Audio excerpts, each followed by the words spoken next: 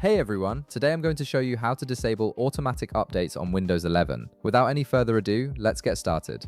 First, make sure your Windows 11 computer is fully powered on and has completely loaded up. Wait for everything to settle before moving forward with any changes to ensure the system is responsive and ready. Once your PC is ready, click on the Start menu to open it. You'll find this at the bottom left corner of your screen. After the Start menu opens, type Services into the search bar. You'll see a gear icon appear in the search results. Click on it to proceed. This will open the Services window, which is where Windows manages all the background processes and system functions that keep your computer running smoothly.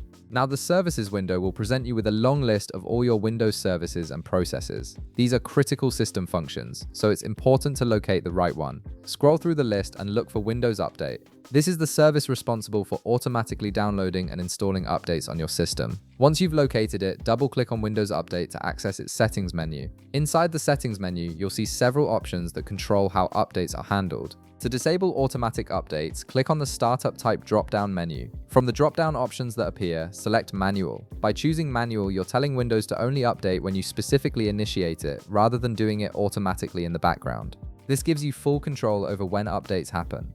After selecting Manual, you'll want to stop the update service that's currently running. To do this, click on the Stop button. This immediately halts any update processes that might be active at the moment. Once you've stopped the service, make sure to save these changes by clicking the Apply button located at the bottom part of this Settings menu. This ensures all your adjustments are properly saved and will remain in effect. And that's it. You've successfully disabled automatic updates on Windows 11 and taken control of when your system installs new updates. If this video helped you out, be sure to leave a like, subscribe, and I'll see you in the next one.